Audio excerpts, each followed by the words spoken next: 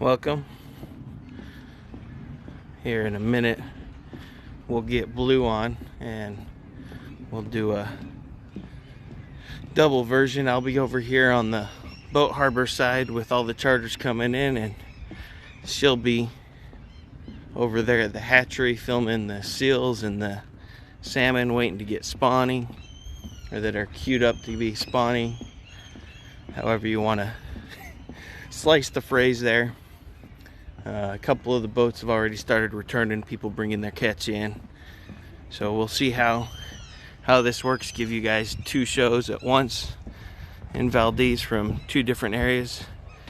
Hey Jose from California, welcome.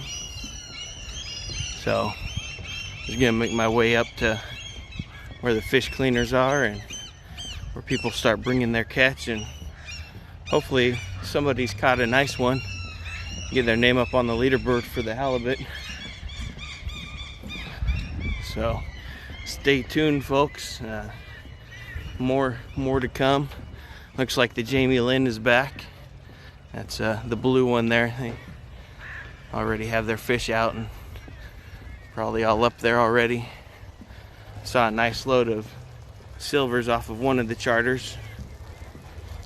So they're up there being cleaned by the fish cleaners and or themselves if they wanted to. Here's a beautiful silver.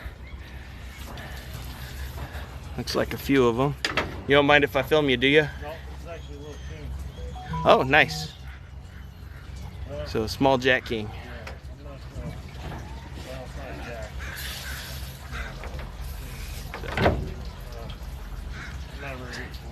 That's all right. I'm gonna head up to the top. Just wanted to get your permission before.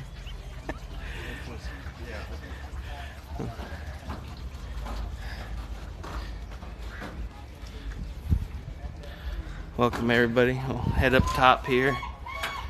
See what all the commotion is about with all the gulls.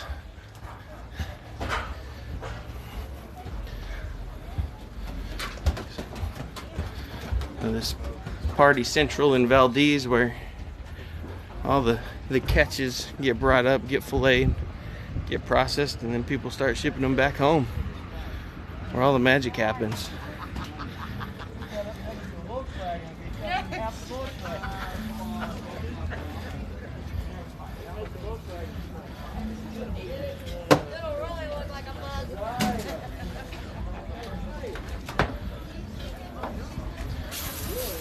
Looks like lots of salmon today.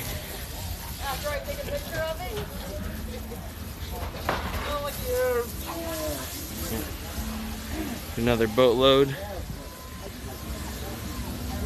Bunch of nice silvers and a nice lingcod in there. Some black sea bass. Good haul for the day. Out of Valdez, Alaska.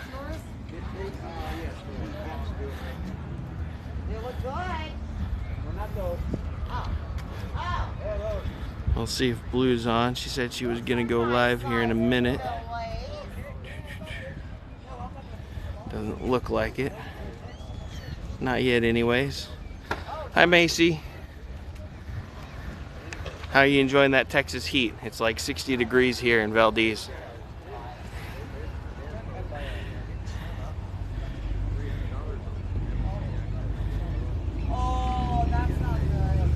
Hi Smiley, aloha.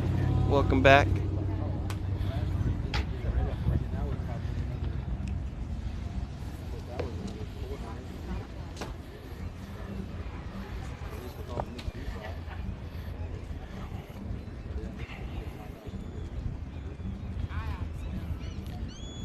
It is currently 4 p.m., so we're only an hour ahead of you in Hawaii. Will do, Julia. I'm gonna say, which one is he? I know John. Here, we'll pan over there. I probably can't see really on here.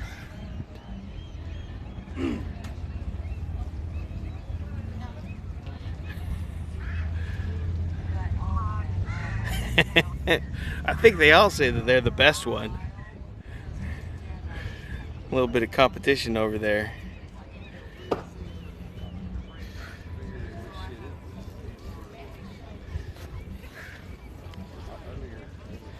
The mountain's cleared a little bit. You can see the glacier in the background. Thank you for following. I appreciate it. Yeah, we miss you too, Macy. You'd be real helpful at Everts right now. We overflew another AD. Oh my God, I was gonna say, I hope you had. Gotcha.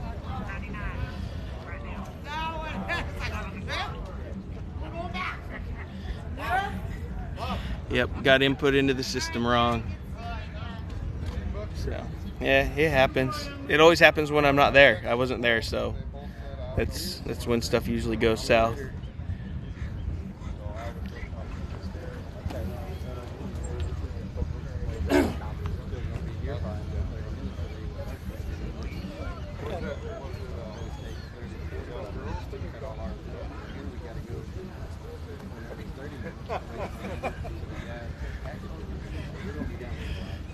Amy's actually not the supervisor anymore. It's now Shay. Amy went down to the first floor with Sarah. She's now doing QC audits. Lucky her.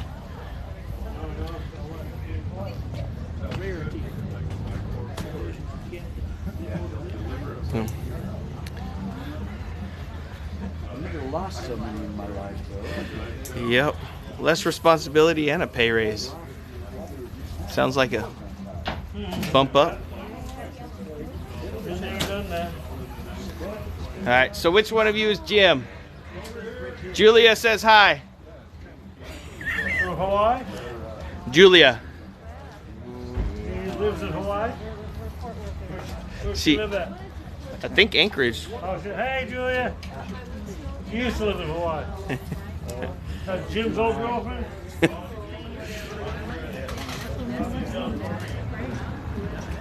Oh, gotcha. Never mind. Don't know yet. So yeah.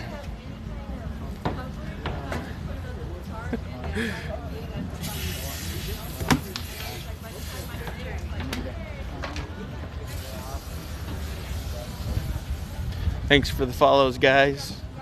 More boats will be coming inbound with more loads. Hopefully a nice big halibut. In the meantime, we'll just kind of enjoy the view. A little earlier it was cloudy. You couldn't quite see the glacier across the bay. Hi from New Jersey. I spent a couple years out there. Patterson, Passaic, Orange, Hoboken, around that area. That's where I picked up my allergies. But the cherry blossoms in the spring are awesome. Hi from Memphis. I've got a relative that's a cop down there in Germantown. So you can see the glacier now. I gotcha. So the good half. So this is Valdez, Alaska. My boat is at the end of G dock, which is like 4 that way, and it's done for the season. I came down to work on the engine, and the exhaust manifold's cracked and let water into the cylinders, and the engine is seized. So next couple weeks we'll be getting the trailer put back together and then getting the boat out of the water, and she's done for the season. Hi Tennessee, welcome everybody. Let me zoom back out here. This is Valdez, Alaska. We're currently looking at the boat harbor. We got the glacier in the background, the mountains, the fish hatcheries on the other side.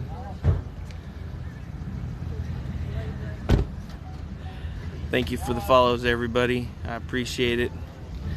It is gorgeous. The camera does not do it justice. I don't think there's a way to actually capture how beautiful it truly is. You just have to come see it for yourselves. Hi from Oregon. Yes, I don't live here in Valdez. I live north about 6 hours in Fairbanks. But I frequent this place because with the summer sun, it's easy to leave at 6, 7 o'clock at night and drive somewhere because it doesn't actually get dark kind of fills your body, and usually make about a half dozen to 10 or so trips every weekend or so down here and go fishing, take friends and family out, because it is kind of expensive on a charter to take a family or a couple out, whereas for me it's a lot cheaper. Oh, there we go. There is Blue. She is across the bay. Let's add her. So I'm on one bay. There's Blue. She's over at the hatchery. It is daytime now. Hi, Blue. Hey, we're giving this a shot. It's going to be something a little different today. Give the people what they want, a view of both sides of the bay. You over at the hatchery and yes, me over here at the boat docks. Hi, Kansas. If you guys haven't followed Blue either, her son was up here in the Air Force, and she's visiting for the next foreseeable future, and she's across the bay, the Valdez arm at the fish hatchery. She's been out there the last 2 weeks filming. Oh, it looks like they finally opened the fish ladder. They did.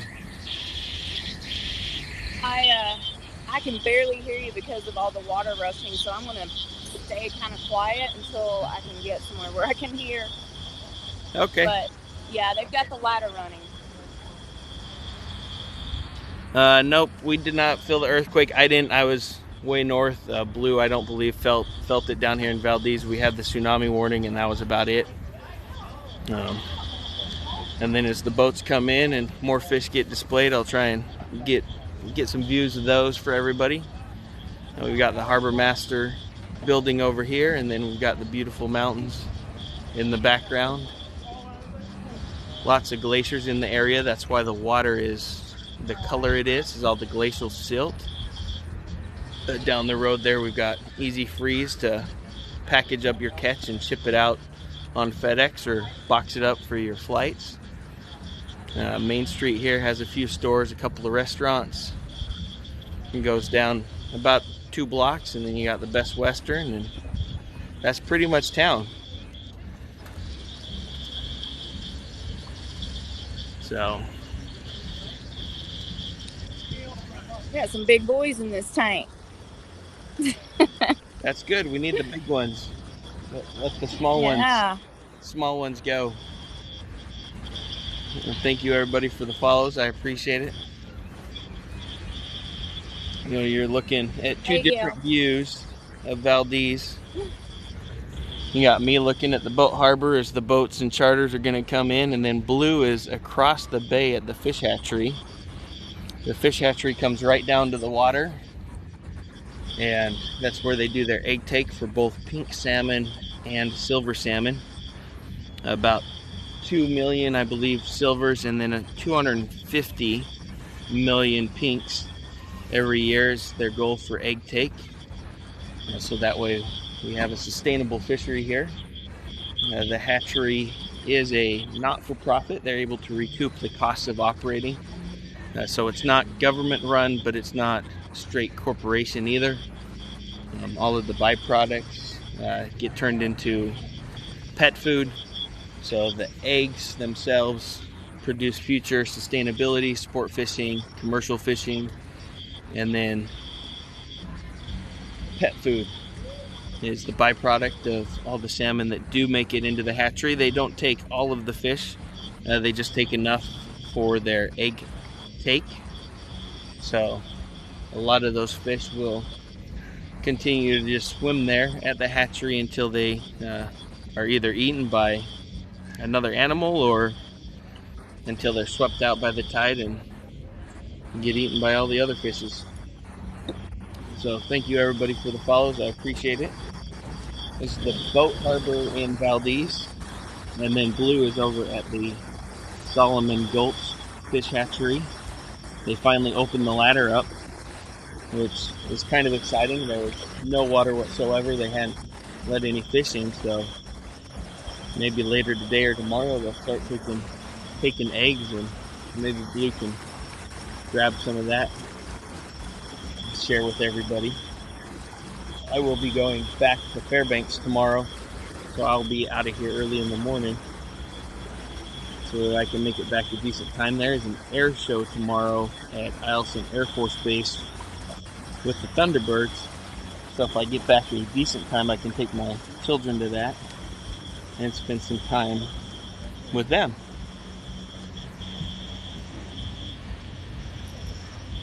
If you haven't followed Blue, please do. Like I said, she's going to be here for a while.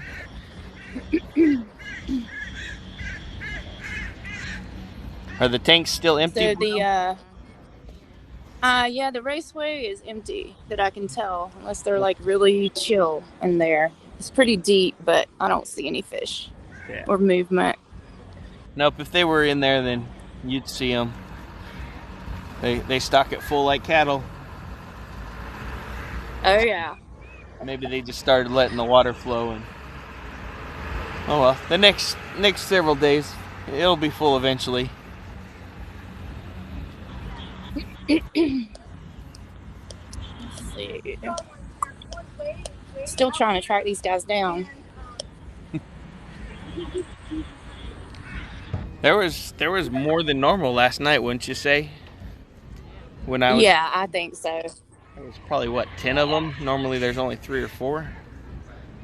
Right. In the beginning, we had about 25 to 30, but, we have to take into account that these guys can feed now just about anywhere in the bay because there's so many fish. So they're not like in a hunger state and everything just beginning. So No. They're a Monday Night Football at 11 p.m. kind of a state. Yeah. Or after Thanksgiving, eating all that turkey.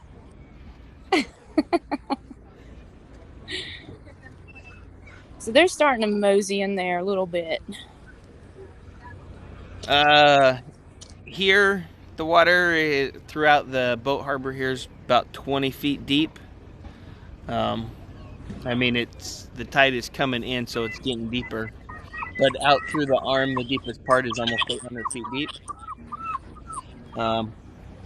Yep, we did. I came down to work on the boat. Gave Blue a high five yesterday as she was walking the boardwalk. And she's over at the hatchery. I'm on the other side at the boat harbor. Because a couple of the charter boats have already come in. And as they come in, and hopefully we'll see a nice big halibut, we can share that. We got the fish cleaners cleaning some salmon. I can go back over there for a minute, I guess. It's been a minute. So yeah, it was the Jamie Lynn and the Dawn Treader were the first ones back.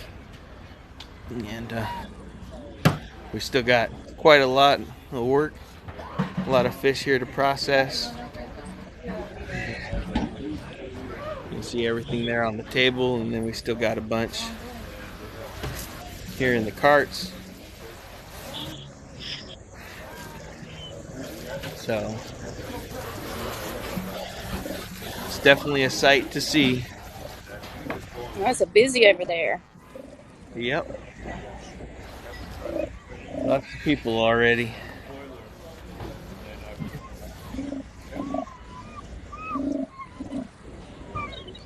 I think somebody asked earlier if there's a lot of bald eagles. I don't know if they're still in the room or not. There is 1 or 2 floating around. I've got a video of one chilling in a tree, but it's not like Dutch Harbor where there's too many. Welcome back, Smiley.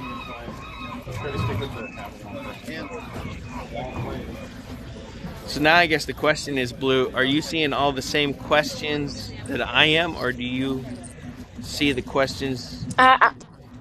Yeah, this is our first time sharing the screen. I'm sure I do, because some people actually, it seems they're writing to the whole group, but they, send it to me, like at me, yep. And I've been responding. So it's a little loud on my end. I'm not used to hearing someone on the other side, so it's a little different for me. Maybe tomorrow I can try if we do it again. You may be leaving, I don't know, but yeah. If I had earphones in, it'd probably be a lot better. I'm gonna try and be out of here probably by 8, depending on how I sleep. I left my CPAP at home, so I didn't sleep very well. Oh no! Well, I'm taking amoxicillin, and that's rough. Yep. DJ Bosno. Dutch Harbor, I'd say, is probably about 1,800 miles out on the Aleutian chain. So we're not really close. Bojangler, I don't know. That's why I was asking if she's seeing the same thing that I'm seeing. And it's now, because we're both in here, it's kind of a joint chat room, or if she's still seeing people on her feed and my feed are still separate, just everybody that's included can see both screens. I don't know. I didn't exactly do a whole lot of research, just which button do I need to push, and Yeah. that was about Right. We just as far as I kind of came up with a plan that would be a little different today. So it won't be like this every day because I know he has to get back. But it's kind of neat just to see like the other side. So you're getting exactly the opposite ends of the bay here, or sides of the bay. So it's kind of neat. And that was probably hard to see on the small screen, but straight ahead there was a fish that jumped right Yeah. in the middle of the boat docks. No, you're welcome. Looks like my guys are over here in a team chat trying to chat everybody up here. They're Yeah, meeting, can a you see serious that? meeting. Can you see that, bro, Brad? His comments. Bro, Brad, I did earlier, or I thought I did. Like Yeah, I three don't think three so. comments ago, he said, "Hey, Blue, can you read this?" Um, But I think both yeah, I people, don't see it. both rooms can hear us both. I just don't know if the chats are separate or not. Okay, Bates says you only see comments from people from your page. So Gotcha. if you want to make a comment, I guess just add us both if you're not already following both. Yep. Or if you have a specific question for Blue and you're on my feed, then just throw the @ symbol in. I'll read it and she can answer. Yeah, yeah, that works fairly well. All right, so there we go. Smiley did say she can hear us both. So I guess Yes. just the comments themselves are what's individual. Yeah, that might make it a little confusing. But I mean, just a tryout and see how it works. I think it'll be good. Give it a shot. It's not often I meet up with fellow TikTokers. Yep, and I'm still relatively new. My wife introduced me to TikTok, maybe like 6 weeks ago, and That's about the same for me. I was like, "You mean that app where all there is girls shaking their booty? I don't want any part of that." And then that's hardly what's on my TikTok. Yeah, Investment I and think fixing stuff and cars and military. I know. I think it's becoming an app for everyone now. I believe before it was younger people, and now the older people are getting on. Brad, I come several times in the summer. This is my 4th trip or 5th trip down this year. I usually come a half dozen to 10 times, but this season is going to be cut short because the boat's broken.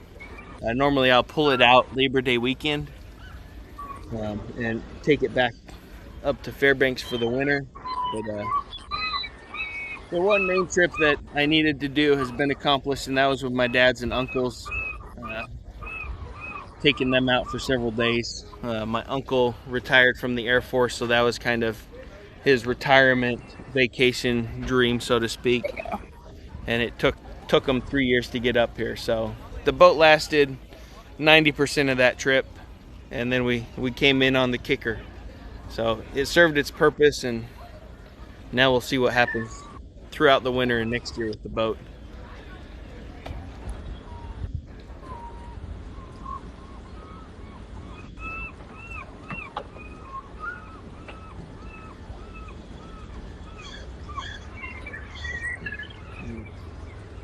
Try and zoom in on the glacier over there in the background now that the clouds up there have gone away.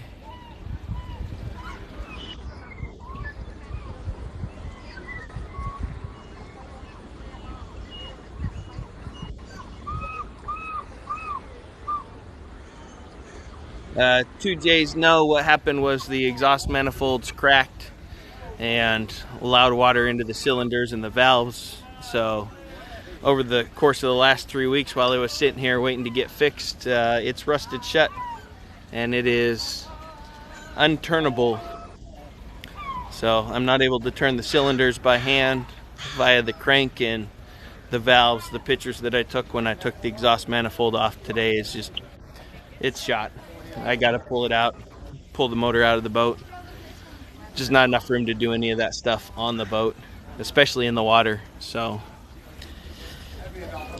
thanks everybody for the follows. Appreciate it. We'll scan back here. The fish cleaners.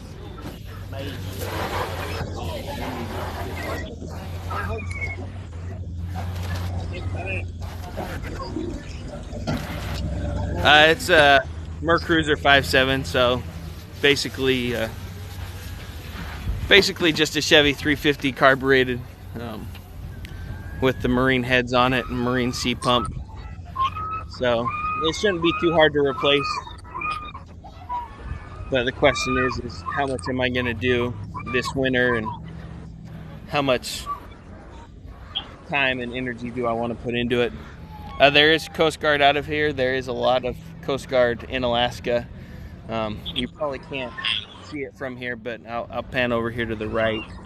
At the end of the red building is where the Coast Guard boats are out of Valdez. And then there's a lot out of Kodiak, a lot out of Anchorage, Whittier. Pretty much if there's a port here in Alaska, there's at least some Coast Guard.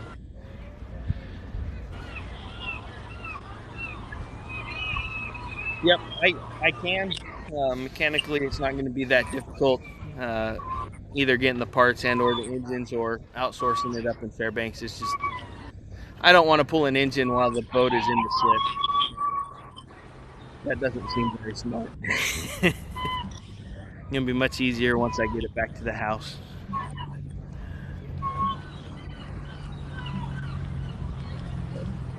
But for those of you just joining, if you haven't followed Blue, she's across the Valdez arm at the fish hatchery. So we're in the same town, but we're literally 20 miles apart. She's on the other side. I'm over here at the boat harbor waiting for all the charter boats to get in and share what they all caught. So I'm hoping not sure. Big halibut. The live I had this morning, there was a guy that had an 85 pounder. And that was a good size. We have an alarm going off over here. I'm not sure if they're testing. They usually do on Fridays, but this is a different sound. So I don't know what that means. Can you hear it? Yeah, it just sounds to me like a cop siren. Busted. It's quitting time. It's 4:30. Time to go. Maybe. I haven't heard it before like that. Yeah, Mike, I don't know. That's what Blue's trying to figure out. It is coming from her side. If you guys, if you haven't added both of us, we only see, I think, partial conversation. So you might want to add us both real quick in order to communicate with us both. Yeah, I might should just check what that sound is about. You guys scared me the other night with this tsunami thing. People are just hanging out like it's nothing, though.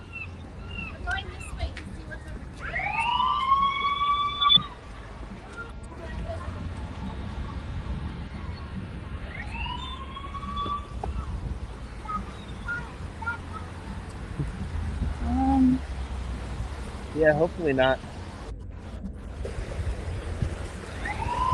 Which, since there is a siren going off and people are talking about the tsunami, the old township of Valdez was wiped out by one back in the mid 1900s, 1930, 1920, somewhere.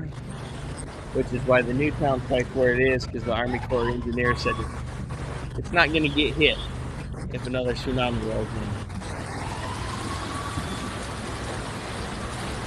Okay, so I can see in this ladder, they are going into the tank. Hang on. So they are in there. I think the water is just so deep. If I can film it. They barely have the door open, but it seems to be spitting out more than it's taking in. And it is jarring. I think it was a false alarm for like a fire alarm or something. We seem to have cut it, so that's good.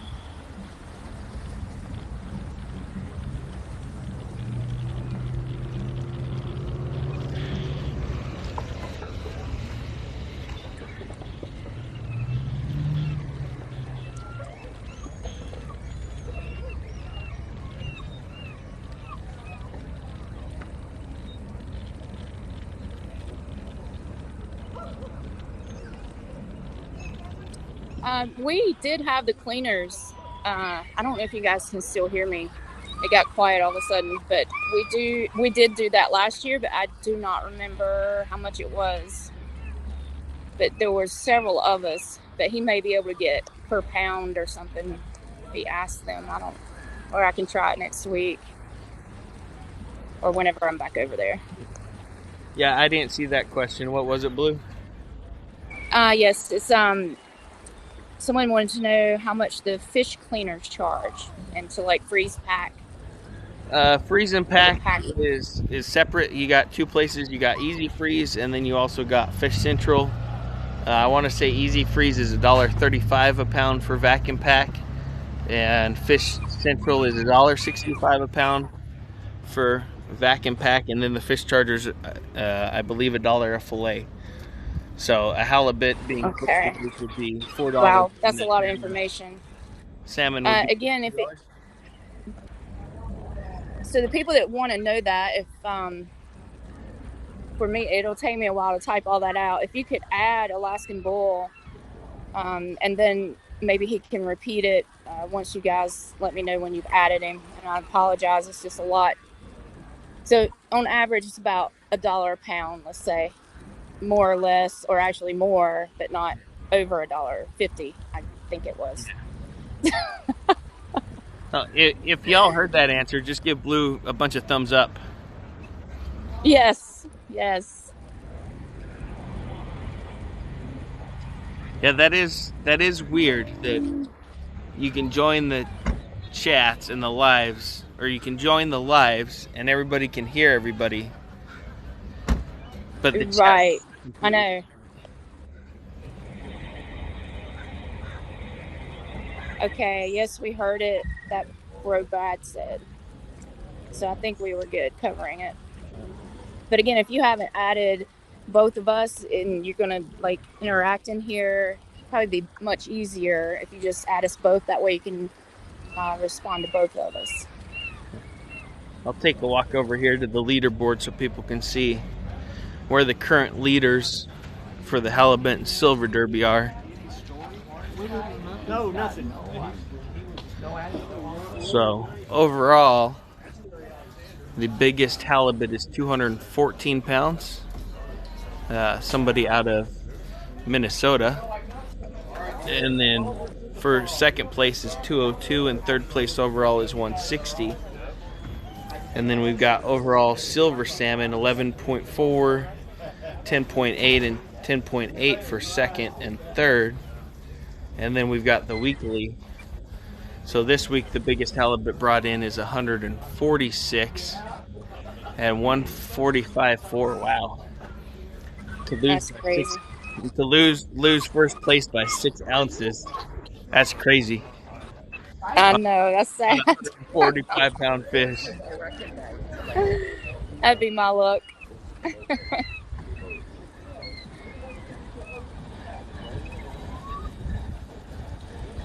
Yeah, I've always asked people that question because there's also a king salmon derby down in Homer in the winter before the fishing season really starts. And normally you'll pop a gill to bleed the fish out so that the meat's clean. But if you're in a tournament, do you want to do that? Because that blood loss is weight, and sometimes it comes down to 1 or 2 ounces. The difference between 30 and 40 grand or 150. Yeah. Makes you think if I keep them in the water instead of just on ice, maybe it'll be fatter. Yep. Smiley, nope. Blue is from North Carolina. I was born in Utah and grew up in Washington State, and then when I joined the Army, this was my first duty station, and I absolutely fell in love with it. My wife, however, was born and raised in Fairbanks, Alaska.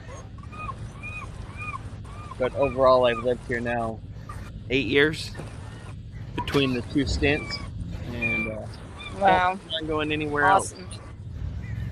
else. Alaska State Troopers, yes. I have watched it, and I laugh because you see a lot of people that you already know.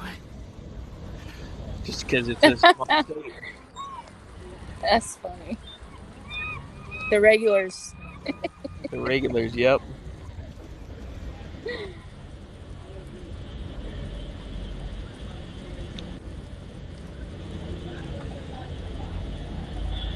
Oh, man, what a beautiful day today turned out to be. Still barely any wind. Yeah. Clouds lifted. Let me zoom in over on the mountain because the clouds look like they're flying up over the mountain there. Beautiful. Any day that's not raining is a good day.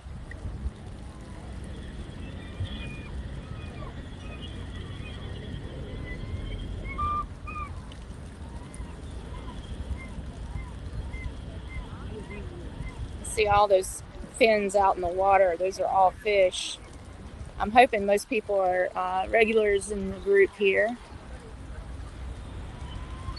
So you kind of understand already what's going on.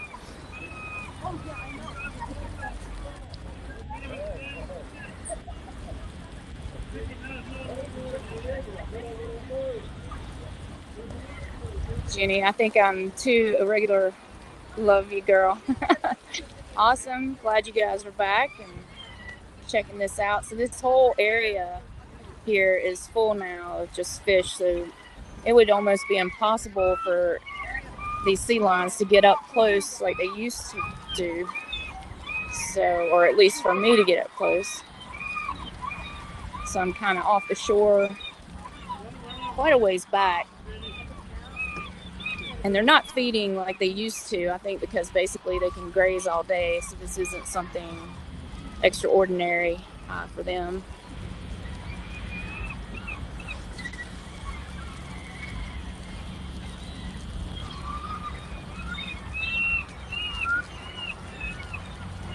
Hey, look at this. I have quite a few in there.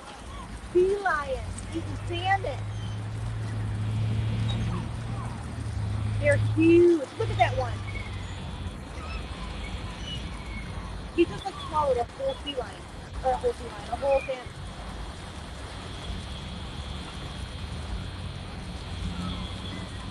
Isn't that crazy?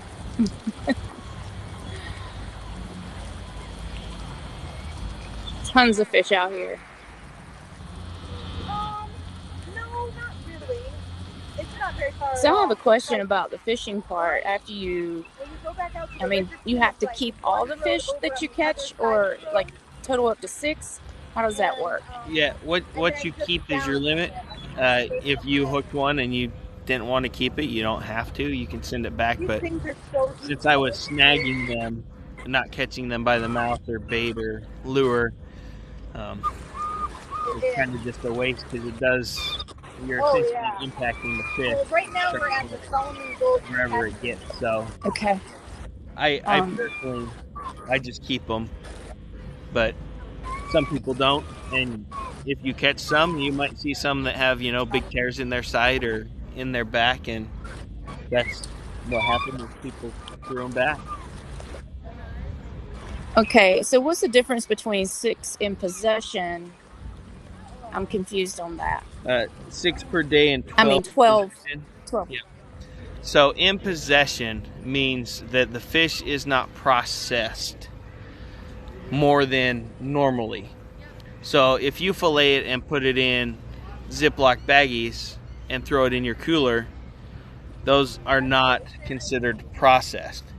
If it's freezer vacked and frozen, then that's considered processed, and they're no longer in your possession because they're not considered fish, because they've been Very interesting. stored, so to speak. Or if you pulled them out and you canned them and put them in glass jars, they're not fish anymore. It's now a food product. So 6 per day, Gotcha. 12 in possession means I can have a total of 2-day limit without making it something more than fresh fish. Gotcha. Interesting. Thank you for that. Anytime. But if you also had an RV and you took them back to the RV and threw them in the freezer, even as a whole fish, well, now it's frozen and it's literally in your mobile home, so it's not really in your possession either. Right. Gotcha. Interesting. So we got like a ton of sea lions down here. Tedessa, And a let's see, little sea otter Tedessa, over there. second time here. Awesome. And they're eating all the And I'm sorry, I have somebody behind me. It's hard to hear. Let's see, what did you both do today before you went live? For me, I was not feeling good last night, so I didn't get motivated until 1 o'clock in the afternoon. And then after that, I just drove around for a little bit, shot a little bit of photos and videos. That's it for me. I'm here. Well, he's laying on his back. He's got the salmon on his tummy. I'm gonna have to move because I can't handle that. Hold on.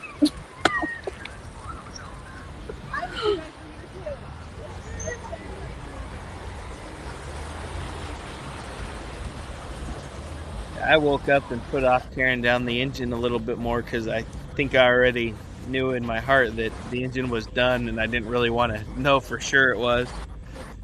So I waited as long as I could, and then when I did, I said, all right, well, that's it. So let me go walk the docks, and went live walking the docks for an hour and a half and walked every single boat Very road good. this side of the harbor.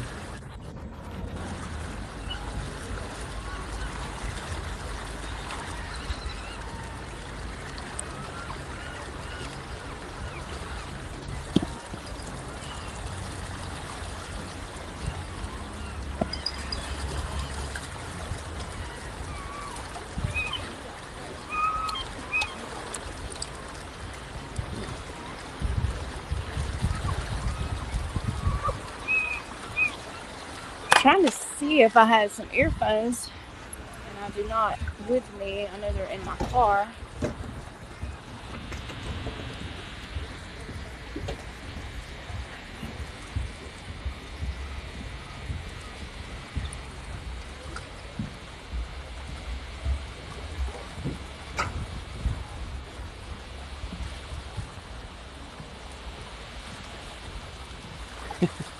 What do I need a spear for, Mike?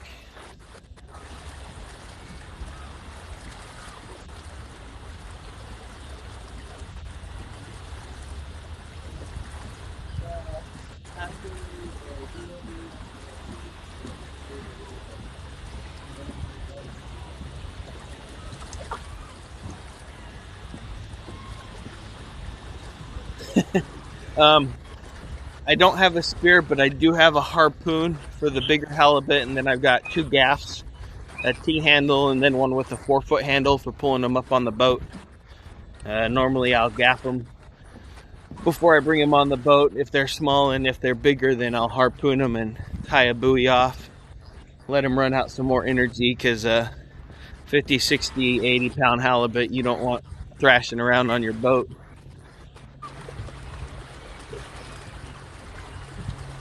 So I do have one of those.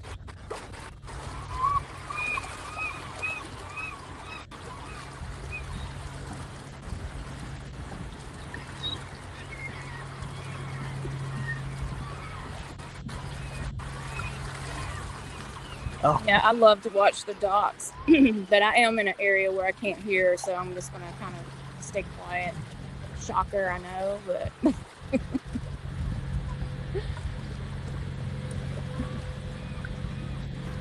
Do you mean a spare? Like a spare engine? It said spear, so I thought like chucking spear, like for throwing at fish. Oh. Well, there's lots of boats here. I mean, some people wouldn't even know they're gone. Just kidding, I wouldn't do that.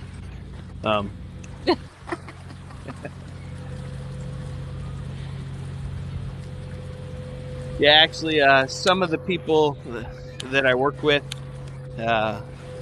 Kelson and his wife, they probably have a spare 350. They'll be down here tonight for their boat. It's actually the first one on the row that I just walked down, the Chinook. He's our ground service equipment manager, so they deal with all the trucks and stuff for the airline. He probably does have one, but I still got to get the boat back to Fairbanks to get that fixed. It's, like I said, trying to pull an engine out here in the slip, just that's not feasible. I had a friend drop a screwdriver. I can only imagine what the harbor master would do if I went up and said, "Hey, I dropped my boat motor in your bay." They probably wouldn't be too happy. So there's the state trooper boat. Nice rib aluminum.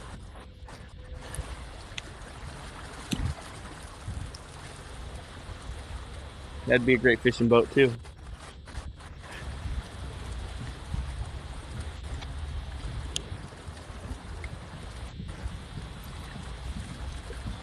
Beautiful water over there. Yep, it is nice and green.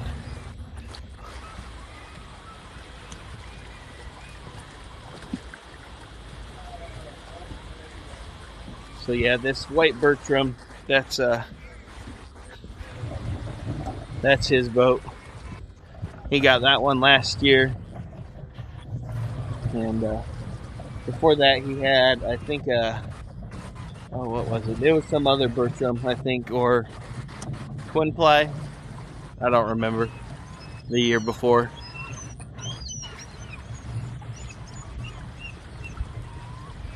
Yeah, maybe. I'm not in anymore, so.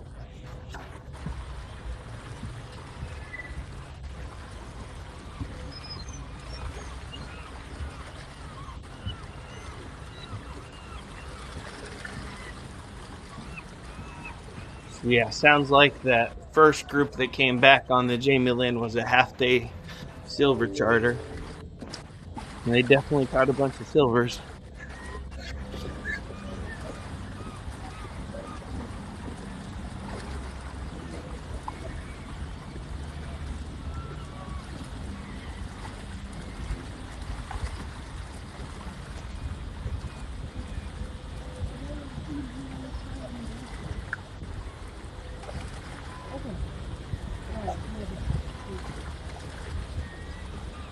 See, Bates, I was with his tour of the docks. Awesome.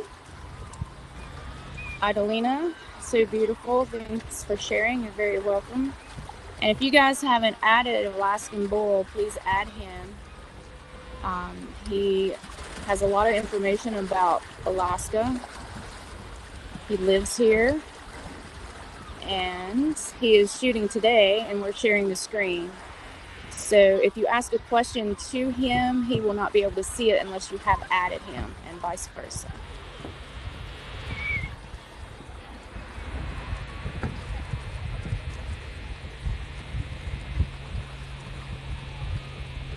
Yeah, my guys are definitely not as entertaining and active over here. I think they're just The zoned itis. out. They ate too much. Yeah. I'm trying to find one that even is catching a fish at this moment.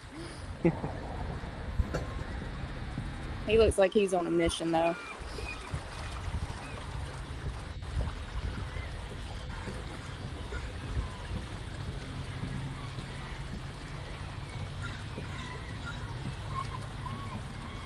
Walk down to this end, see what's going on. We got a commercial boat that's working its nets.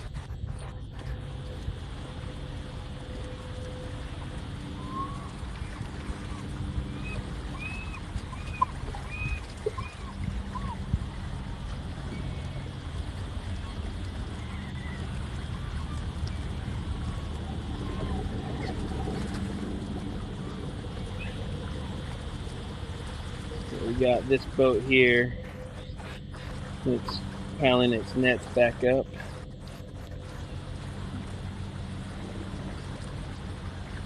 Probably getting prepped to go get some silvers when it opens up.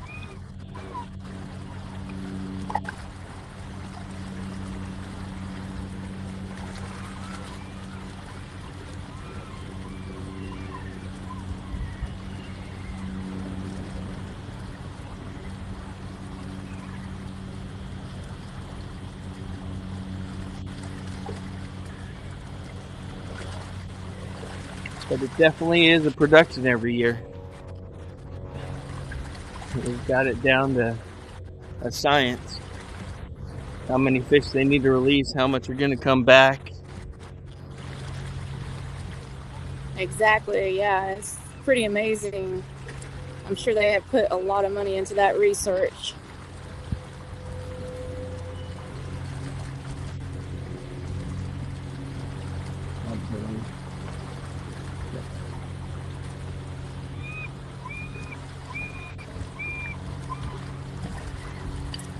I think we have our Jaws in the area.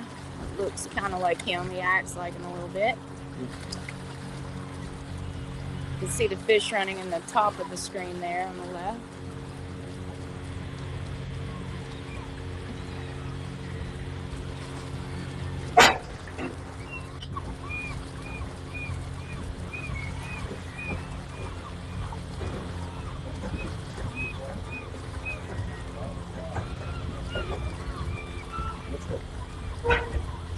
Thank you.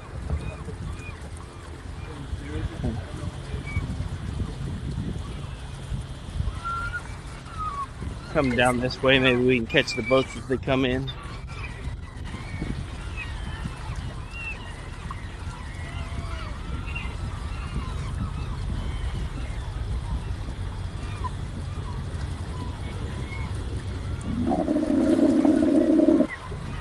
Sound like a boat of a motor.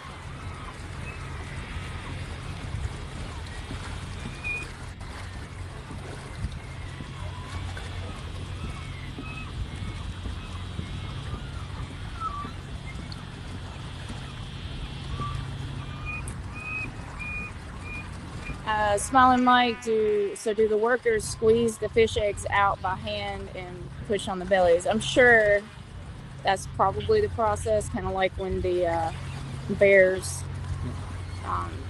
they kind of cut open the belly of the fish and then just kind of push on a little bit. I'm sure they are really good at figuring out where to cut and all that, so.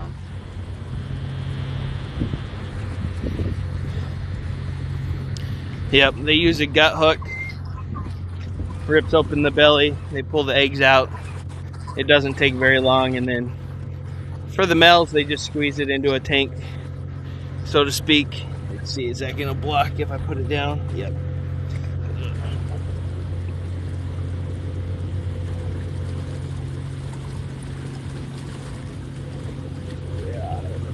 Come have a seat here by the entrance of the marina.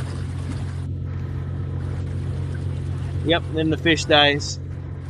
Even if it was done naturally where they swim upstream, once they have their chance at renewing life, they're done, and their bodies are pretty much decayed by that point in the streams where they spawn naturally, so they would then die and get washed out by the river. But at the hatchery, their carcass gets turned into byproduct, and it gets turned into mostly pet food, fertilizers, things of that nature.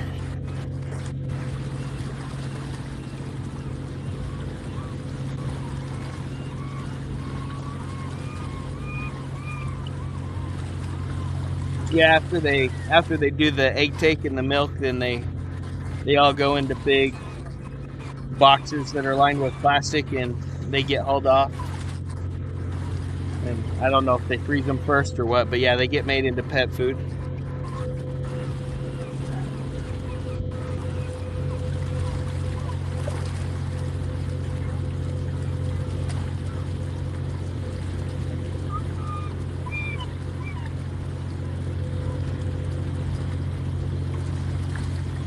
Welcome everybody. We're at the small boat harbor in Valdez, Alaska on my screen, and then blue is across the bay at the fish hatchery. See all the sea lions normally filling up on some fish, but they had their choice today and they're probably full. Every day for a while.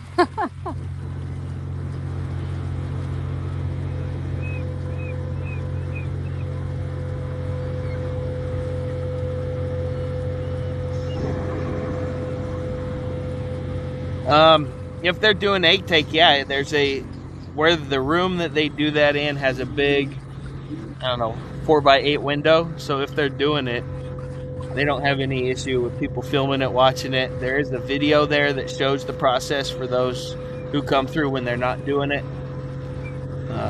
Part of the self-guided tour over there. But yeah, the room is open to the public and has a big window. So once they feed all the fish through the ladder and get them into the corrals up there, then they start taking them in. Yeah.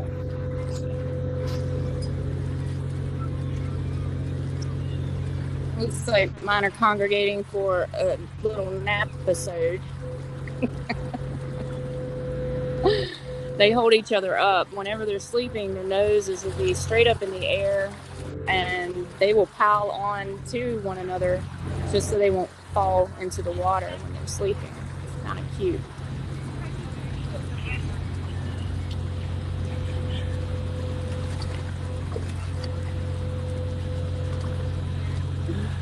I will do my best, Mike. I tried that on the way here, and it doesn't work so good filming and driving. I don't have a mount in my car to hold it, and my GoPro's in my truck. So I did take several pictures and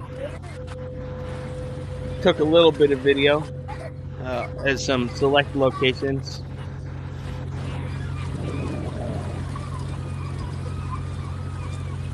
Let's see, Crofton. So the earthquake is good. Are you guys okay? Yes. I was in Valdez, and Alaskan Bull was up in Fairbanks, and I didn't feel it here, but they did evacuate the area here. And I was sleeping right on the water too, so I was like, oh my gosh, I better get out of here. It's the first timer for tsunami alerts.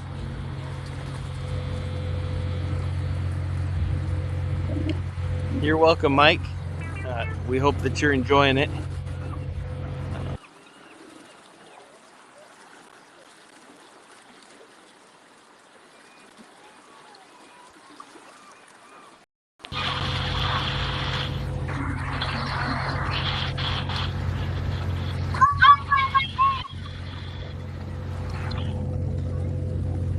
Don't know if there's anybody in here that is military, either active or retired or VA with service connection, but that boat that just drove by, that is a rental from the Eielson MWR. There is some military trailers that you can rent, some military boats that you can rent if you're service or prior service.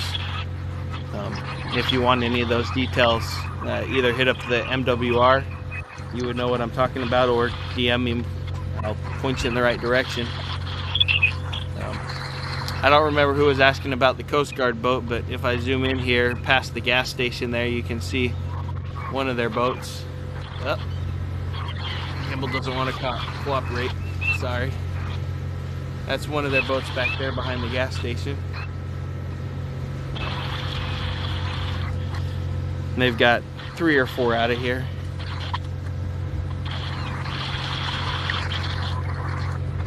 The brown building to my left here, off my finger there, that's one of the fish processing plants, and then there's a bunch of buildings back behind there that include housing and other processing plants. So when the larger fish boats that hold the fish come in and unload, then they all get processed and then shipped out from there.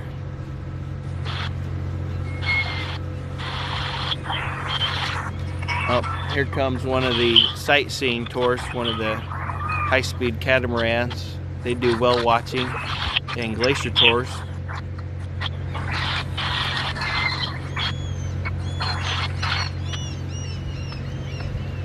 And those boats are fast, especially for how big they are. But when you're chasing whales, I guess you gotta be fast.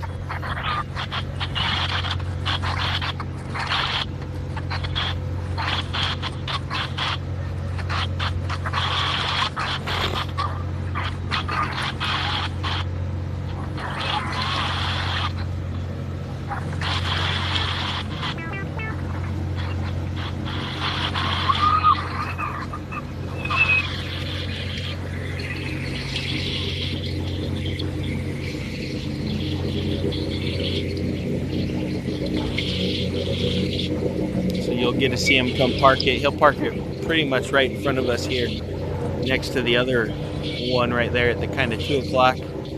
Gentleman there with the steps waiting ready for him.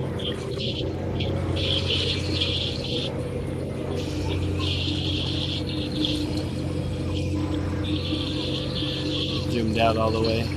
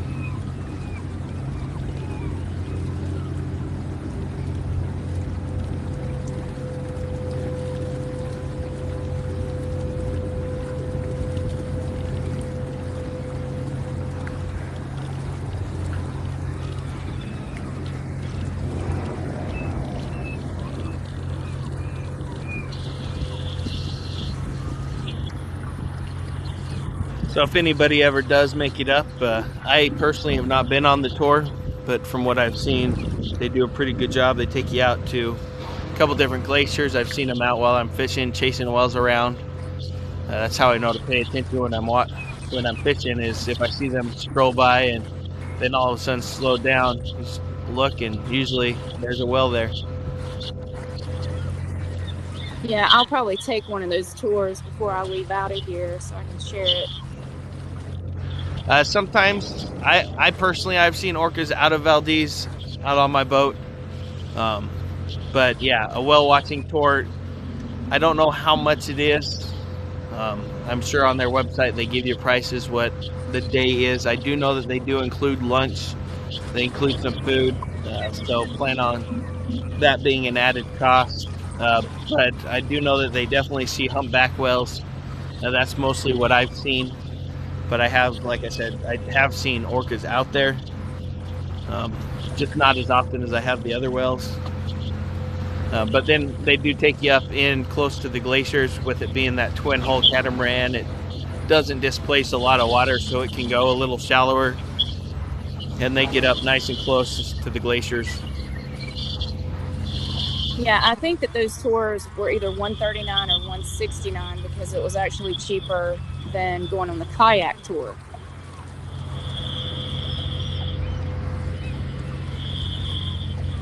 Well, if it's not raining, you'd stay dry. Yeah. Do they charge you extra if you flip the kayak over? Yeah, I don't know. That would be, I'm sure, interesting to find out. Mike, I don't think it's like the cruise ships, like the all-you-can-eat, choose your restaurant, but they have a couple items on a menu that they serve that day, and you say, hey, I want this item or I want this entree. And that's kind of what you get. A couple of choices. But like I said, they do scoot and boogie. They get out there and get back pretty quick. I don't know what the actual speed is, but they're faster than my boat.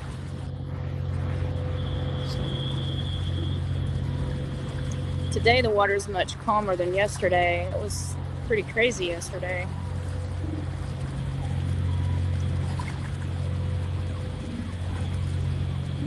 I wouldn't say feet, because you never know when it's going to break off. But I'd say within 100, 200 yards. I'd say they get in pretty close.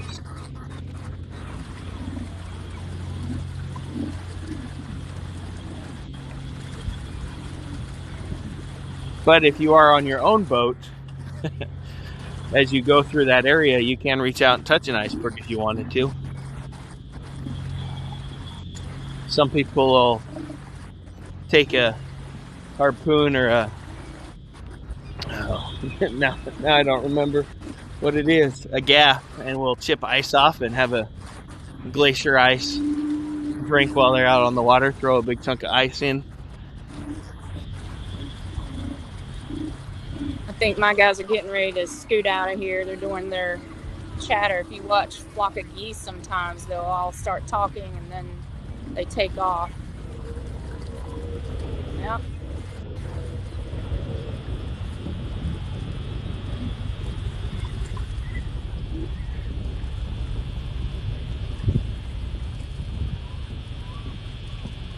Either that or it's the mom of teenagers over there. True story.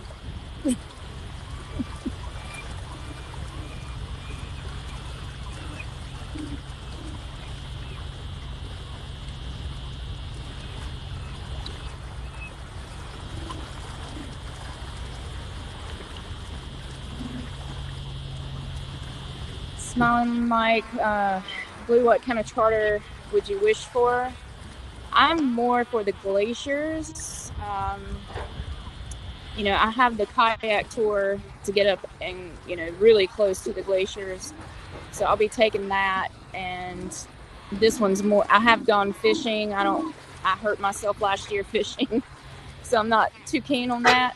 But to look at the glaciers, I'd love it. And to see the bay area, because where they go for the, they have several glacier tours, but the easier one would be where I've already kind of filmed, not in the water, but outside the water.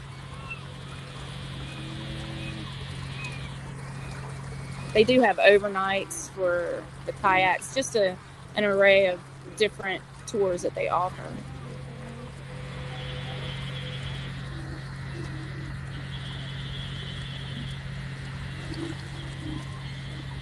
Bates, that would be a chilling experience. Yes, definitely.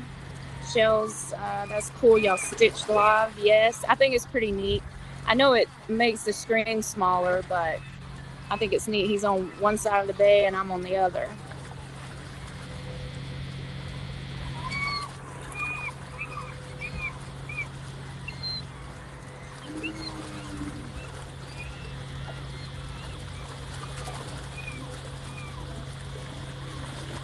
They are really rowdy right now. I don't know. Looks like there's an elder, maybe two, and some young ones in there. You see the one eating the fish now. He's trying to chew the head off, but a lot of times the younger ones, they just swallow the whole fish.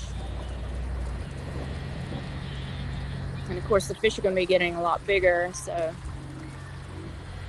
be a little more difficult.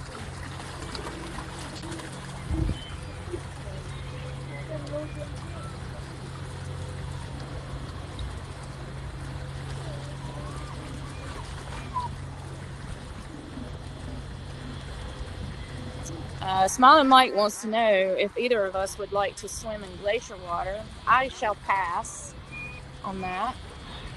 Yeah, there might have been one time. I take cold showers. One time in my life I would have taken a bet to do that, but I'm not that vigorous anymore. Yeah, and when I'm camping and all, cold showers are, not something that you would pay to do or do voluntarily. Before I brought the boat down, I took it out to a lake with the kids to give it a little test run, make sure everything was working all right. And the water was 64 degrees, and I probably could have walked on water. As soon as I hit it, I regretted that decision and jumped right back out. The girls, on the other hand, swam around in it for an hour and a half.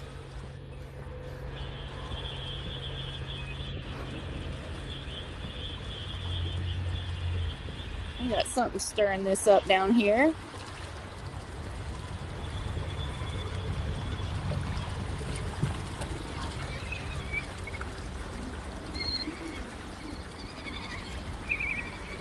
Yeah, I don't think these guys are eating as much as the seagulls would like, because as soon as they're up, they're on them because they're actually hungry. They're not tearing into them like they normally do. So when they get up out of the water, it's hard to do a close-up because there's seagulls flocking their face.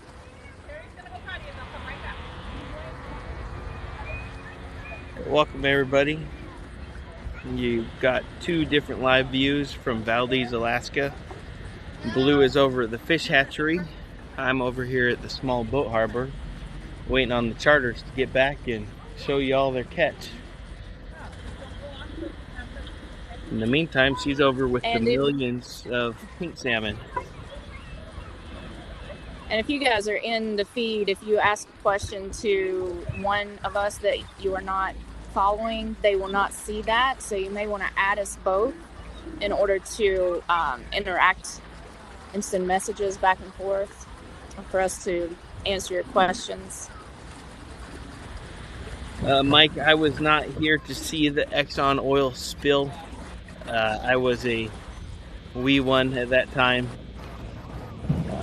but it was out of Valdez Harbor here where it launched from. It crashed around Hinchinbrook Island, which is about 60 miles out from here.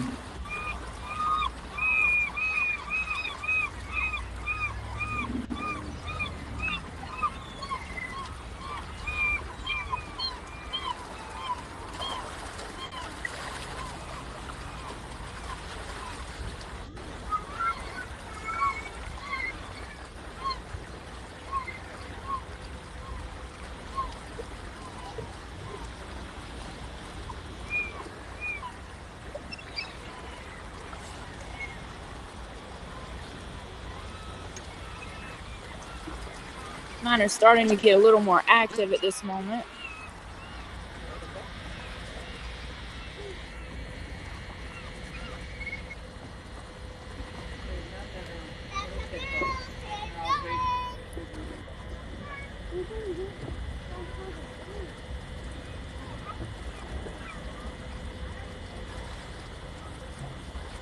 So welcome to Jay's.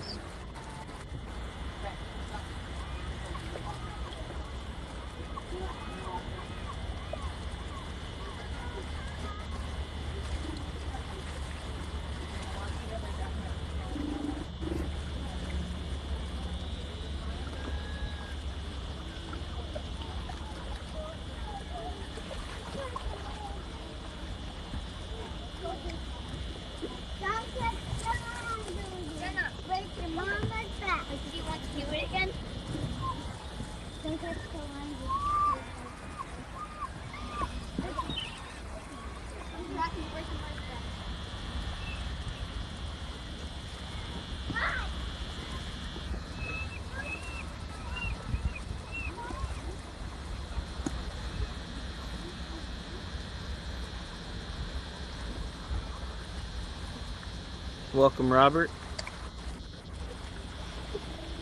This is Valdez, Alaska, small boat harbor, and then across the bay, Blue is at the Solomon Gulch Fish Hatchery, filming the return of all the pink salmon.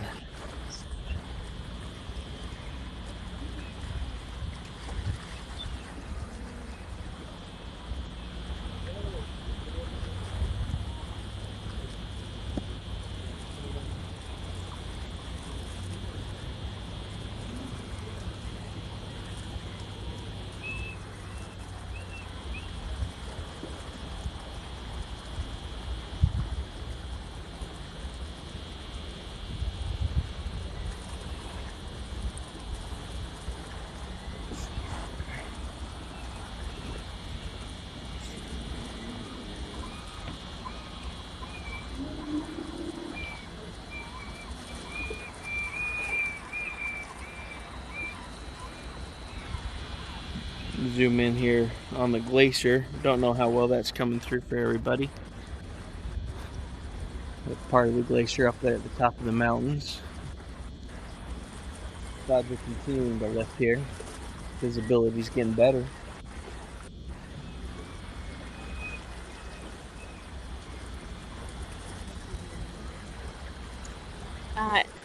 Let's see. Smiling Mike said, but in the winter you can make ice cubes.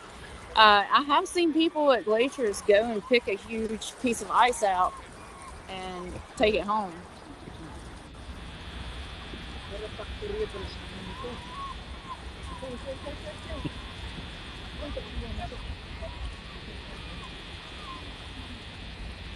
Nope, I have not stood on top of a glacier yet. I don't even think I've been at the bottom of, well, I mean, I guess if you count the river, then I've been at the bottom of a glacier, but nope, I have not. Out of Valdez, there's a pretty easy hike here on one of the glaciers that my wife and kids did last year while I was out fishing with some buddies. So they did, but I have not.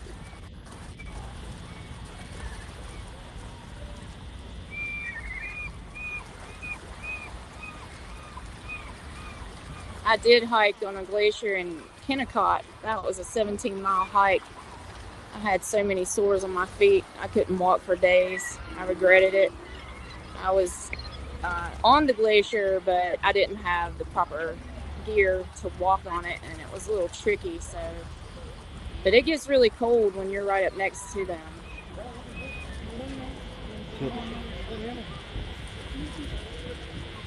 That is true. Every time I drive the boat past the glacier bay, as I'm making my way out, you can feel the temperature drop in the air, just because it's coming off of the glacier.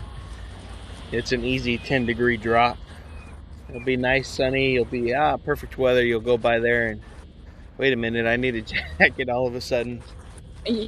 Right, a knit hat, some gloves.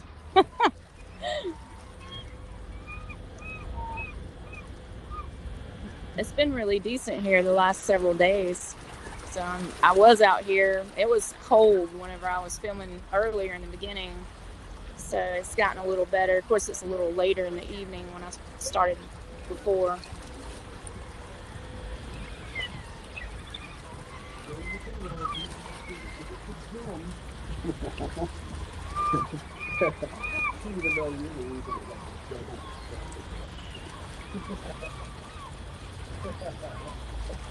These guys seem pretty happy. They're playing with each other, and for young ones.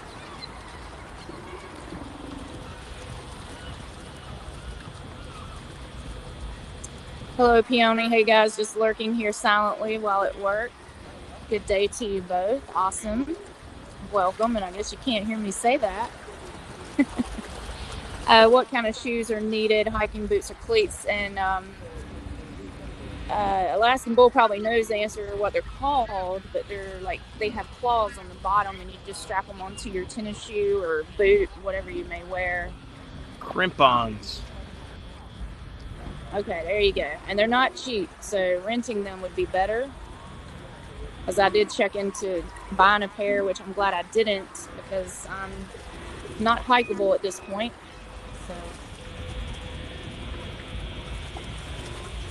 So. Mike, yes, I have had to drive through when the tide was going out, and there was a bunch of icebergs both at night and during the day, and it's a lot easier when you can see them. And then Shell's, there's only been one boat that came in. It had a bunch of silvers and some rockfish. The rest have not come in yet, so that's kind of what we're waiting on. Blue's over at the hatchery filming. I'm over here waiting for the charters to come in.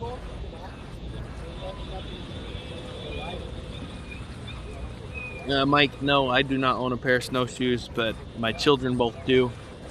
The school that they go to, they go snowshoeing and cross-country skiing. So my children get to do all that fun stuff. I get to pay the bills.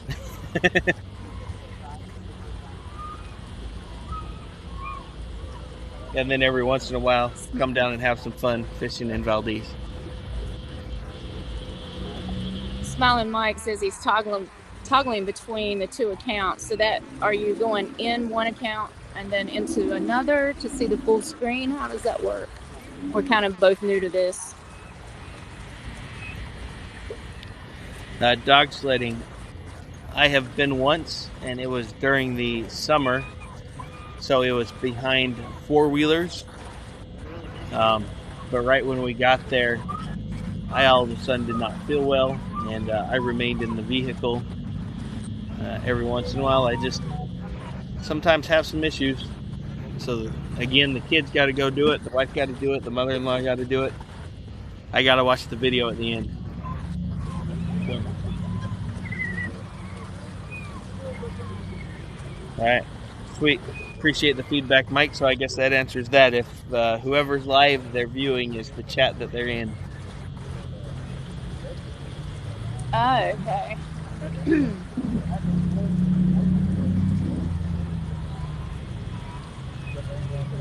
So both screens are live, but the chats are separate. Welcome, Gotcha. Anthony.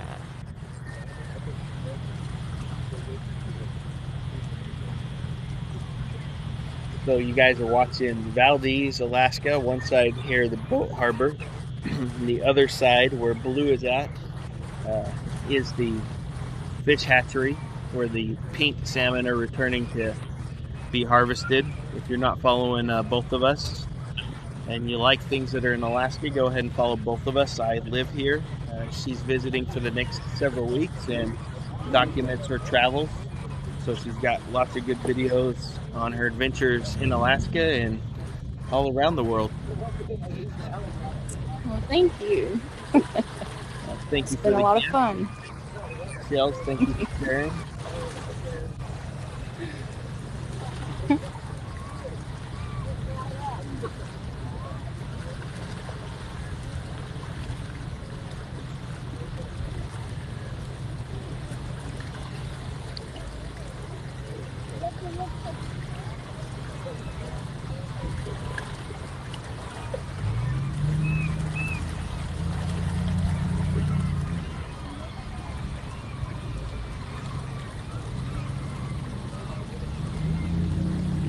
And these salmon are huge over here.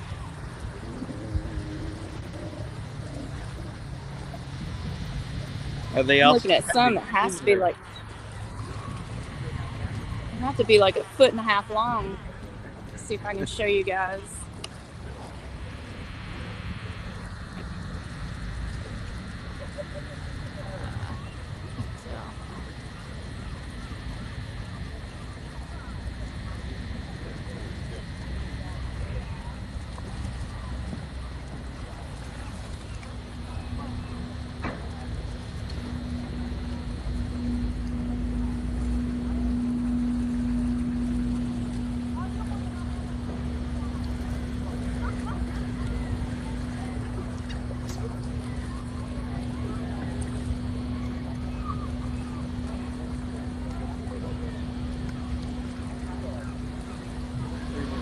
Welcome everybody here live from Valdez, Alaska, two different sides of the bay.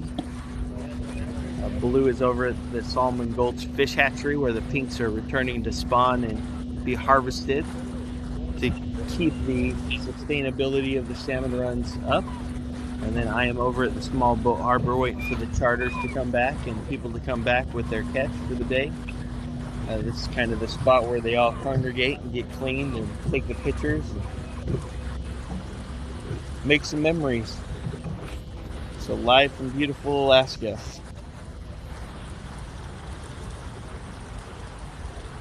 Anthony, thank you for the gift.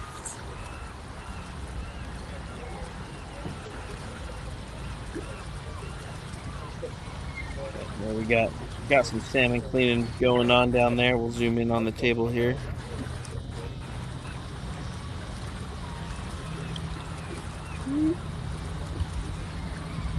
Oh yeah, they're busy. Cleaning a couple of silvers down there.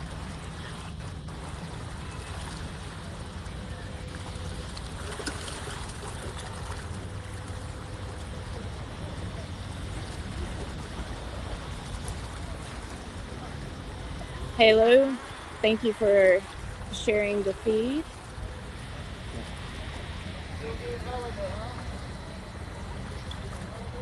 This is the first time we've done a joint live, so if you're asking questions and you're watching Blues, I don't see them in the chat. If you're watching Minds, he doesn't see them, so if you got specific questions for either one of us, either at that person or make sure you're watching their live. Either way, we appreciate y'all being here and sharing this with us. Absolutely.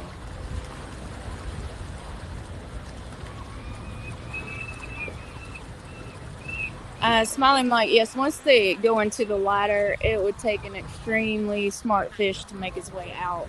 And they're not used to swimming, the opposite of the actual stream that's coming at them. So, yeah, I would say that they're trapped at that point. The doors are open, but it's not in their nature to swim the opposite direction.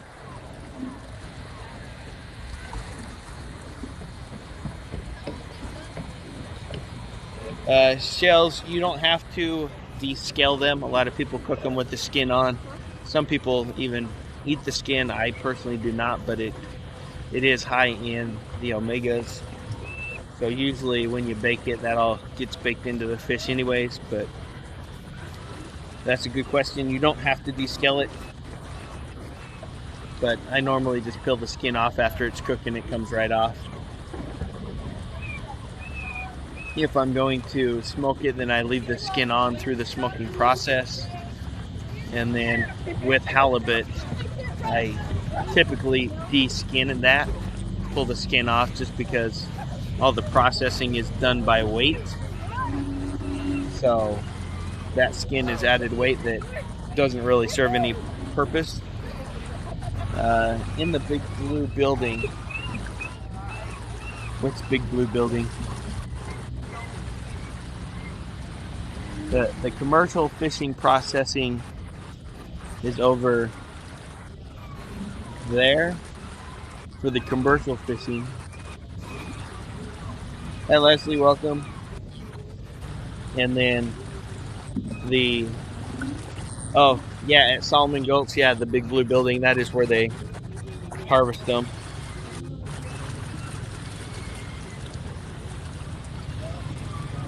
Shells, I wish you had underwater camera. It looked cool. I have tried that. The water is a little bit too torn up at this point to get a good shot. Maybe down in this ladder, I'm not sure. I'm afraid I might lose my camera if I attempt that or get arrested. Yeah, that blue thing, that's the dock ramp or a dock ramp. But yeah, over at Solomon Gulch, the hatchery is blue. We got Mike. He keeps sliding back and forth between the two of us. And the Big Blue building where Blue's at, that's where they process it. There's actually several buildings over there, and it's the one at the very end. And they'll eventually open up the corral door through all of those. I want to keep calling them the TSA lines because they remind me of the airport. But that is true. Fish will be corralled there, and then they'll open up the gate to the one room, and they bring them in, and they know which ones are males and which ones are females based on the looks and the size, and they'll milk the males, they'll egg take out of the females, and hit a button, they count it, and they'll keep going until they get all of it that they've done.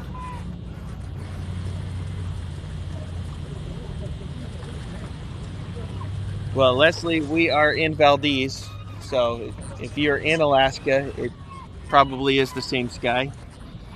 Where are you at in Alaska? Fairbanks, Anchorage, Nome, Bethel.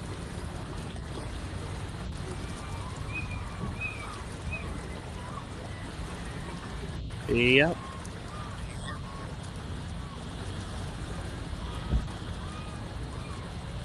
Yeah, for me coming from Fairbanks, it's actually about 6s. I can drive down to Valdez and hop in the boat and drive to Whittier in about the same amount of time as I can driving down through Anchorage. and to Whittier.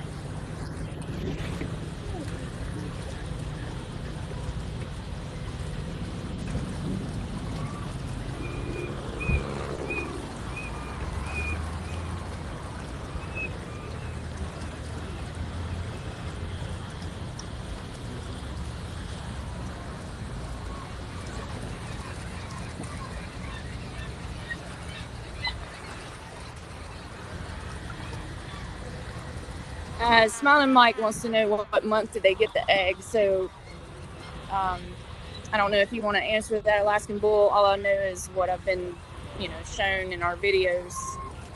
As far as this time of year, definitely. Yeah, when they do the egg take, it anytime. They don't have a specific date per se, and they don't necessarily post anywhere that I've found where they say, hey, this is when we're going to start doing the egg take on the pinks, and this is when we're going to do the egg take on the silvers. I do know that last year, Labor Day weekend, after everybody had moved out, because essentially summer was over, the corrals were full of the silvers, and the guy that was there said they were still going to sit those silvers for another 6 weeks before they did the egg take. But as far as the pinks, that should be any time. But I also have never been over there to see it done live in person, but I do know it takes about a month to do once they start taking the eggs. So yeah, and the males arrive first and the females second.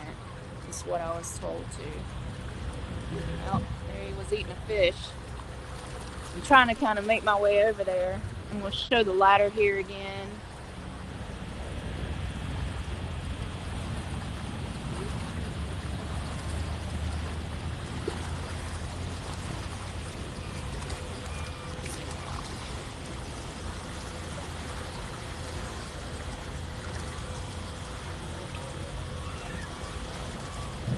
So Leslie, what made you move to the big city? That's the question. I don't know if I could do Anchorage or Wasilla or Palmer. It's too big for me.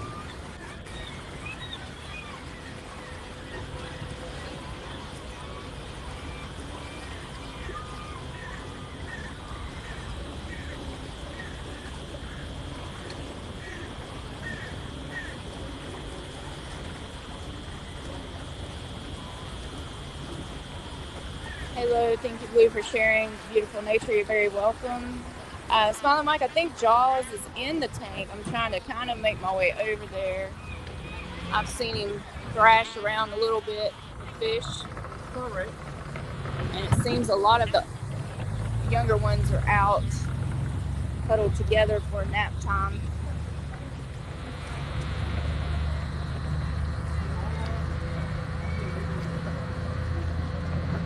I want to look at the opening of this gate too. Some may be able to swim out. A lot of those are being forced back. Yeah, this is just completely open.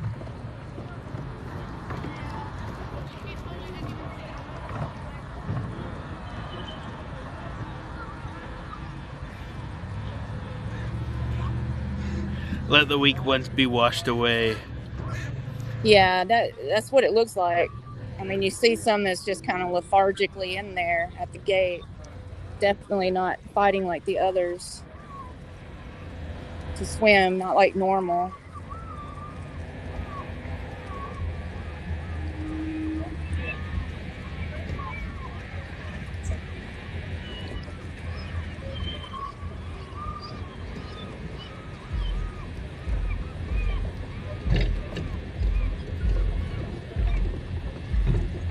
See our little seagulls here.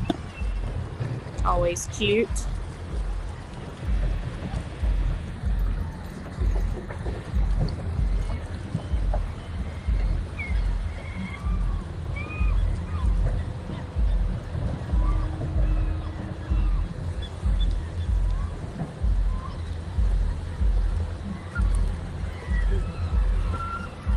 Yeah, that's true. Alaska in general's changed a lot in the last 30 years.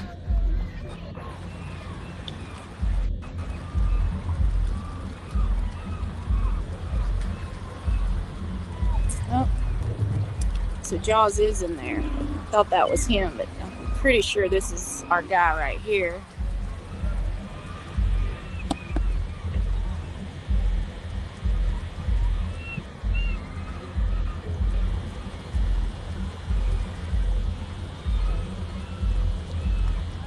Gotcha. What airline did he work for?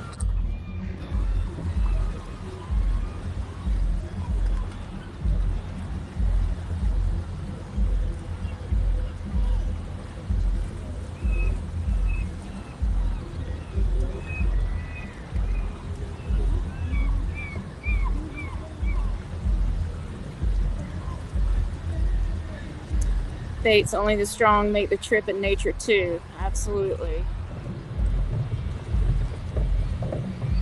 That is for sure. But it's almost like the slow guys are kind of making it where it's impossible for anyone else to enter. They're just there.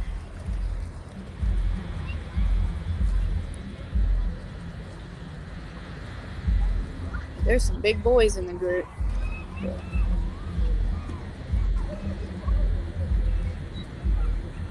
Sounds like the club opened up across the street early. I don't know if you all... Oh, yeah.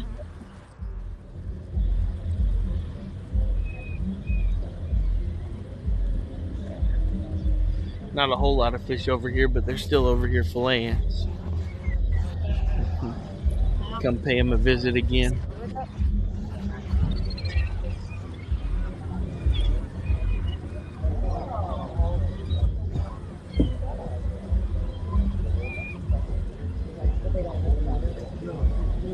Put a little mark to see where he's at.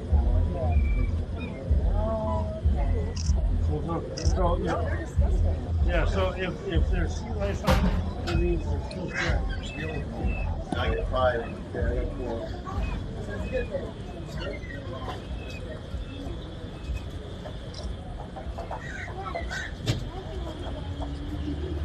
4. Tide is coming in quick.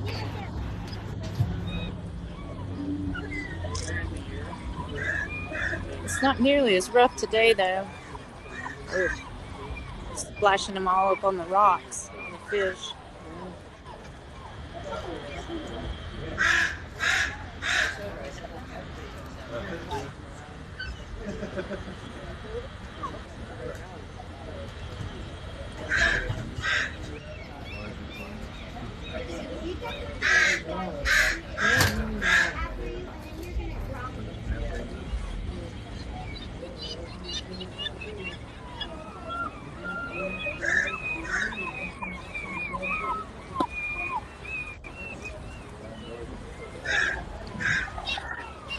I have a fight over here.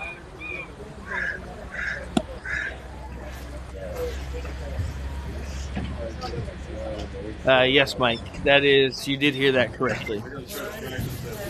A lot of the salmon have sea lice on them. That's not necessarily a bad thing. You just scrape them off.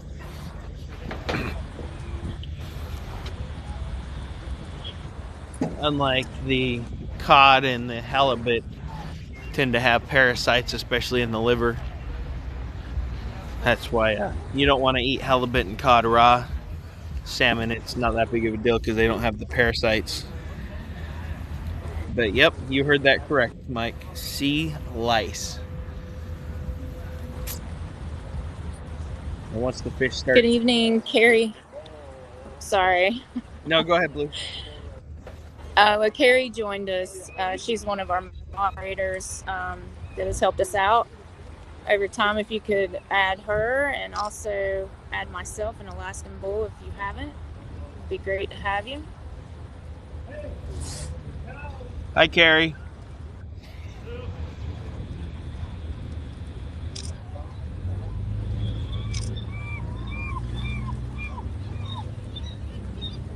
Yeah, I didn't know about the sea lice either. That was interesting.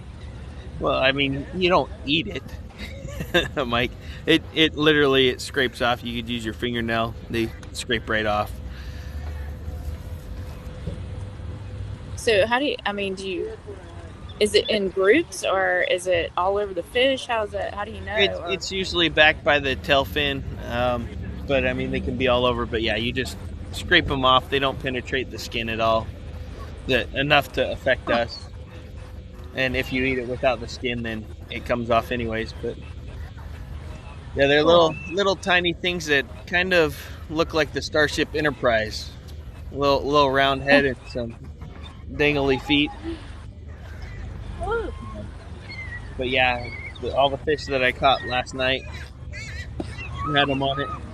They're real tiny. I mean, they're big enough that you can see, but small enough that it doesn't really affect the fish. Smaller than a pencil eraser, I would say, would be a good size comparison. So the head of a pencil eraser, they're that size or smaller, and if one was that size, Wow. it'd be really big. That's pretty big. Hello, Dr. Dern. She has joined.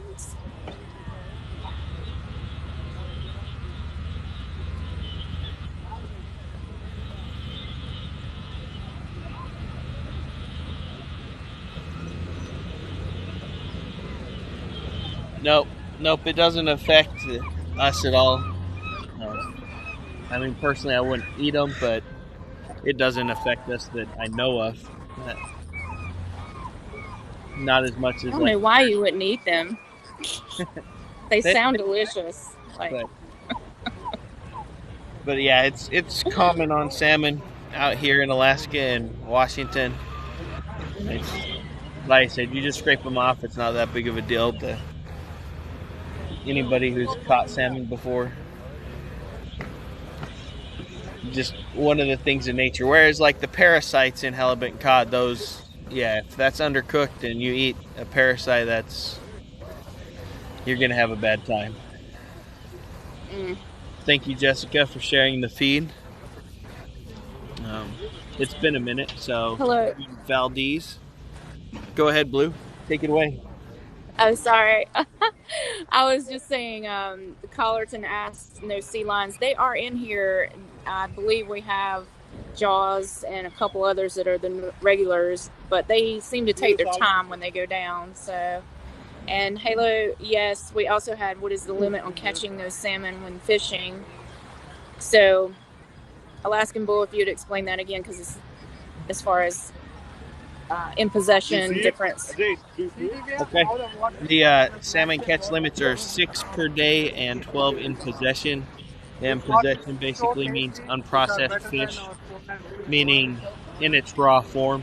So once it gets vacuum packed and frozen, it's no longer considered in your possession because you've processed it, which gives you a 2-day limit per person. So, and that's any salmon of any species. Oh my God, they're a dead fish. Occasionally, like if the pinks get really thick this year, then they'll open that up to allow 12 pinks per day and not include that limit with your other salmon. So you could, in theory, go home with 18 salmon a day, six silvers, and then 12 pinks if you wanted. But usually by the time they do that, the pinks have run their course and they've started to turn and are pretty mushy and not really good for anything. But there are people that have the dog mushing farms, and they'll come down and they'll get their several limits of salmon and they'll just feed them to their dogs because it's not that they're not safe. It's just we're snobs up here in Alaska when it comes to our salmon.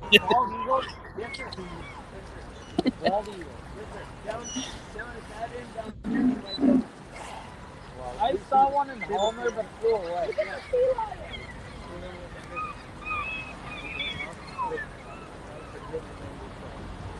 Yep, worms and cod are pretty common.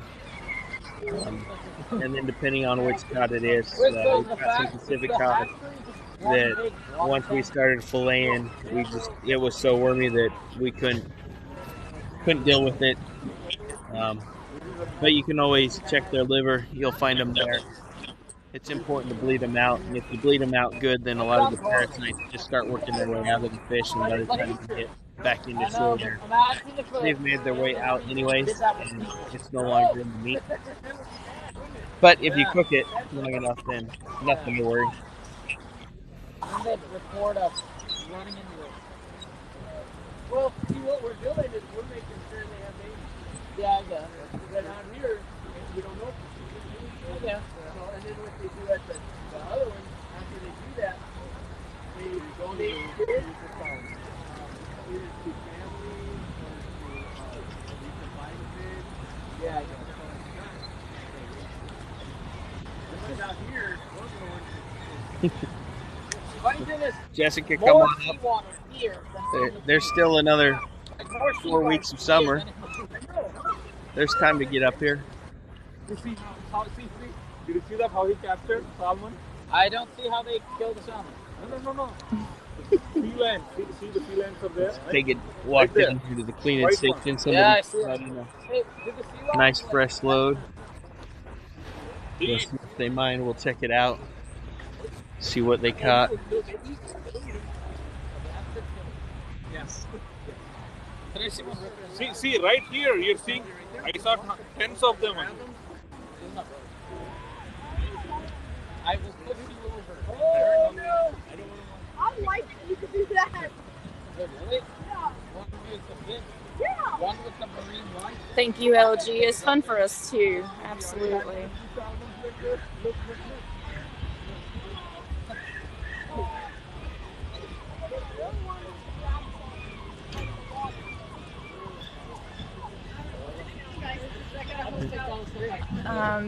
Silk had said would love to test my fly skills out there, but I haven't seen anyone fly fishing. Yep, I've fly fished up in Fairbanks. There are some people occasionally during the salmon run that'll fly fish out in one of the bays. But it's definitely a challenge. So, looks like we got a couple of yellow eye, a small halibut, and a nice combo. Oh, you asked? Oh, yes. Yeah. They have jumped over and Then they die. But they die anyway. This is the end stage for them for their lifespan. I So, guess it's just nature then. yes, they thought the grass was greener on this side, but there's really nowhere for them to swim. It's What like, happens if the dam fails? the dam fails, then it's a serious problem. There's going to be earthquakes. It's, catastrophic. Really? I'm sure you'd hear about it. Yeah, yeah. Like 8.2, Earthquakes. 8.5. It would cause a lot of damage. A lot of damage. So that's the dam. One. Right. Is the dam just like one ramp or is it Okay, so on top of the mountain, over here, there's several. If you go on the other side, you'll see how big they are. And there's a glacier up there and a lake, and that's the what, dam's like? that's where the water. Yes. Oh, this is the dam. Like this thing's preventing everything from happening. No. Look at them fight each other. Like you're getting trampled. Yeah, they're worn out. These guys. Normally they're just full of energy, but these are the ones that do not have enough energy to get on up the stream. Oh, somebody just threw a rock at it. If I throw a rock at one, Don't do that. Don't throw it off. Yeah, some of I those wonder what things happened. have been Would sitting they there for find you? 4 weeks already. Would they find you for They throwing rocks? probably could. They do have cameras. It's just not nice to do that. So, you know, if you go down to the lower 48 and you buy salmon, it probably comes from here. Some of it, most of the canned salmon does come from here. No, I'm talking like fresh cuts. Yes, Better. that I do not know. Yeah, that's probably going to be your silvers or your kings or your Copper River Reds. Not too many Right. people Are you pay like money streaming to fly fresh pinks down. Most of the pinks end up getting canned. They are the most consumed salmon worldwide, but most of it's canned. Yeah, I think there's 2 brands that actually can out of this bay, from what I was told, but I don't remember the name. Whales coming, right? Yeah, whales Yes. come here every Wait, seriously, like I can just see a whale like just there. Look, that must be a seal with its mouth open. It's sitting there. Avi, are you sure you want to be a marine biologist? You're gonna have to dive into this. I see a lot of people are writing. Let's see. Silk wears the marina. It's beautiful.